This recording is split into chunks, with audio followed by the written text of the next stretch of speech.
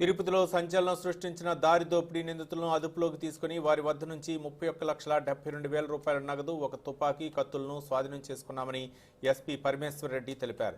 తిరుపతి నగరంలో గత వారం క్రితం సంచలనం సృష్టించిన దొంగతనం కేసును ఎంఆర్పల్లి పోలీసులు ఛేదించారు.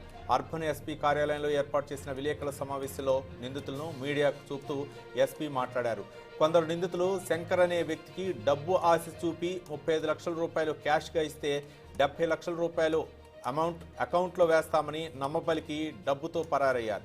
బాధితుడు శంకర్ ఎంఆర్పల్లి పోలీస్ స్టేషన్లో ఫిర్యాదు చేయగా ఎస్పీ ఆదేశాల మేరకు 2 బృందాలుగా ఏర్పడి నిందితులు ఉపయోగించిన వాహనం వెంటాడి చంద్రగిరి టోల్ ప్లాజా వద్ద వాహనాన్ని గుర్తించారు. అయితే నిందితులు పరారయ్యారు. కొందరు నిందితుల్ని పోలీసులు అదుపులోకి తీసుకున్నట్లు తెలిపారు.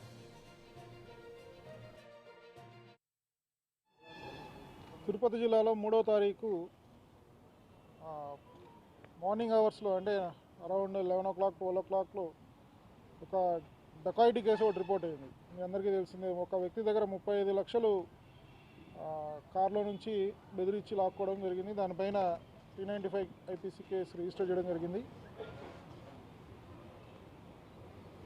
ఇందులో దాదాపు 15 మంది వరకు దీంట్లో పాల్గొని ఆ డకాయిటీ చేయడం జరిగింది. మనకి ఈరోజు మార్నింగ్ వచ్చిన ఇన్ఫర్మేషన్ ప్రకారం DSP Narasappa and CIs Surendranath Reddy and Shivaprasad, additional SP ఆధ్వర్యంలో వాళ్ళందరినీ కూడా పట్టుకోవడం జరిగింది.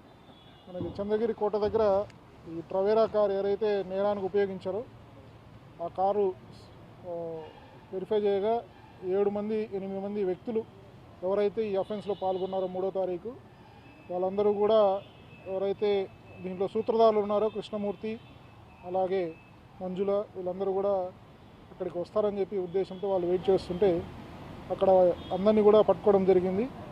వీరి ద్వారా క్యాష్ కూడా 31,72,000 రికవర్ చేయడం జరిగింది. అందులో భాగంగా సో వీళ్ళందరూ కూడా ఈ అఫెన్స్ ఏ విధంగా కంప్లైంట్ని ఇక్కడికి రప్పించి మోసం చేసి అతని దగ్గర నుంచి డబ్బులు దొంగిలించారో ఒకసారి మీ దృష్టిలో పెడుతున్నాం.